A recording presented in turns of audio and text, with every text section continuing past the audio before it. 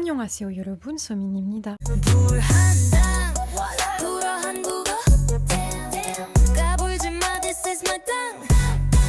첫눈 예쁘게 봤어요 여러분. 너무 pretty였어. 근데 오늘의 주제는 너무 뜨거워서 눈 다 녹을지도 몰라요. 오늘은 예전부터 꼭 얘기하고 싶었던 주제입니다. 외국인들이 정말 한국에 대해서, 특히 한국의 역사에 대해 모든 걸 말할 수 있을까요? 말할 권리가 있을까요? 솔직히 원래는 이 주제로 나중에 영상을 찍으려고 했는데 최근 알베르토 몬디 사건을 보고 생각보다 빨리 말해야겠다고 느꼈어요. 아마 여러분도 들어보셨을 거예요. 그 알베르토가 한국에서 유명한 이탈리안 분인데 일본의 한국 식민 지배에 대한 얘기하면서 양쪽 입장을 모두 고려해야 한다고 말했어요. Like we have to take into account the two sides of the story or something like that 말했는데 물론 내 생각엔 정말 용납될 수 없는 말이야. 진짜 나도 외국인인데도 들었을 때 진짜 충격받았어요. specifically 그 얘기는 좀 이따가 영상에서 좀 더 얘기할게요. 알베르토의 말을 들었을 때 이 주제가 얼마나 중요하고 섬세한 문제인지 정말 다시 깨닫게 해줬어요. Of course 얼마나 중요한지 알고 있었는데 다시 깊게 생각하게 만들었어요. 그래서 그 일만이 아니라 한국에서 사는 유럽인으로서 제 생각이나 경험도 함께 이야기하고 싶었어요. 그리고 공부와 일상 속에서 이런 문제들을 어떻게 이해하게 되는지도요. 이건 외국인이 말할 수 있냐의 문제가 아니라 말해야 하냐의 문제에 있는 것 같아요. 너무나 깊은 성초와 의미를 가진 주제들이 있잖아요. 그래서 외국인으로서 아무리 한국을 사랑하고 이곳에 살아도 언제 말하고 언제 들어야 하는지를 아는 게 너무 중요하다고 생각해요. 그래서 저는 지식보다 민감함이랑 감수성도 중요하다고 생각해요. 제가 이런 주제에 더 민감한 이유는 아마 한국의 역사, 문화, 정치학을 공부하고 있기 때문일 거예요. Yes, 여러분, 32살인데 다시 공부하게 됐어요. 대학교에서. 근데 너무 재밌고 많이 배우고 있습니다. Anyway, 제 전공은 한국의 역사, 문화, 정치입니다. 그래서 이런 사건들이 생기면 of course 생각이 많아져요. Anyway, 특히 역사를 다시 공부하면서 한국뿐만 아니라 제 나라에 대해서도 완전히 다르게 보게 됐어요. 프랑스에서 어릴 때부터 오랫동안 역사를 배웠지만 지금까지 배우고 왔던 그 역사는 정말 프랑스 중심적이었어요. 항상 revolution, 혁명, 민주주의, 철학, 예술 이런 얘기뿐이었고 of course First World War and Second World War as well. 프랑스는 빛의 나라로 묘사됐죠. 하지만 식민지 지배국으로서 프랑스 거의 언급되지 않았어요. 제가 기억하기로는 식민지 역사가 중심 주제로 다뤄진 적이 없었어요. 그저 불편하니까 빨리 넘어가는 각주 정도였죠. 예를 들면 프랑스가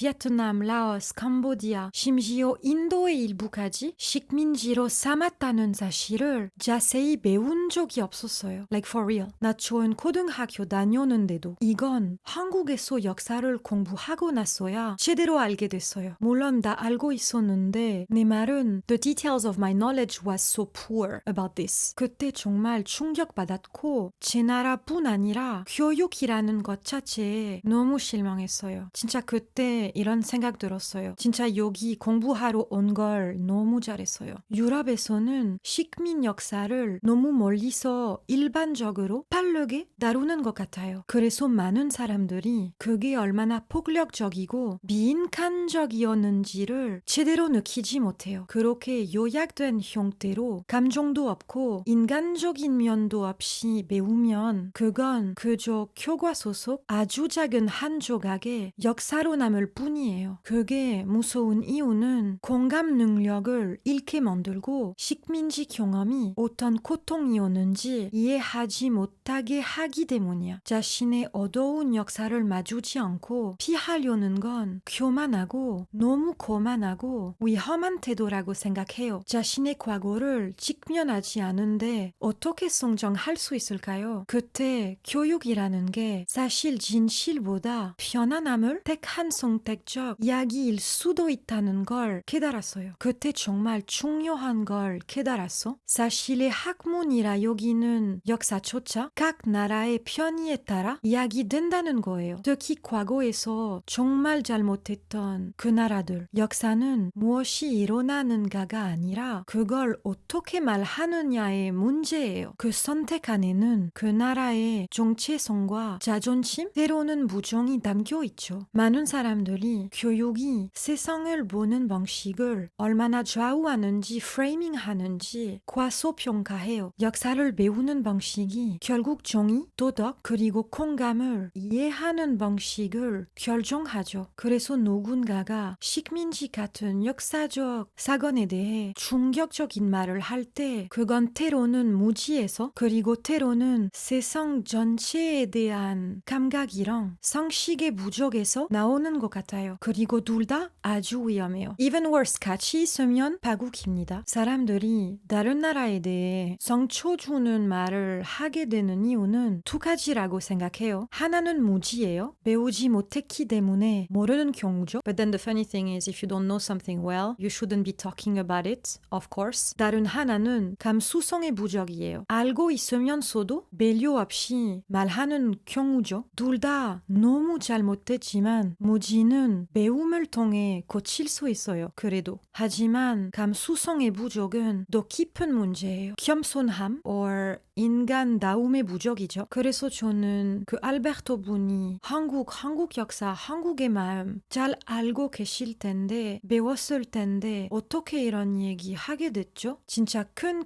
실수라고 생각합니다. 그냥 솔직히 이해할 수 없어요. 식민지는 단순한 역사적 사건이 아니라 침략이에요. It's an aggression. 누군가가 당신의 집을 빼앗고 음식을 빼앗고 생명을 빼앗았다면 그건 영족의 얘기가 아니죠. 식민지는 바로 그런 일이었어요. 땅뿐 아니라 사람과 존엄까지 빼앗았으니까요. 그건 중립적으로 논의할 수 있는 주제가 아니에요. 그래서 이런 문제에서는 지식보다 공감이랑 상식이 훨씬 더 중요해요. 고통을 이해하기 위해 박사학위가 필요한 게 아니에요. 인간이면 충분하죠. 그렇다고 해서 과거의 잘못으로 개인이 규정되어야 한다고 생각하지 않아요. 저 역시 프랑스로 규정되지 않은데 하지만 그 역사를 인정할 책임은 있다고 생각해요. 인정하다는 건 존중이거든요. 과거를 알고 그 위에 더 나은 미래를 쌓는다는 뜻이에요. 그래서 진짜 질문은 외국인이 뭐든 말할 수 있냐가 아니라 외국인이 한국과 어떻게 얘기할 수 있냐인 것 같아요. 어떤 나라를 대신해 말하지 않아도 그 나라를 존중할 수 있어요. 가장 진심 어린 존중은 때로는 듣고 배우고 조심스럽게 말하는 거예요. 왜냐하면 말은 사람을 치유할 수도 다치게 할 수도 있으니까요.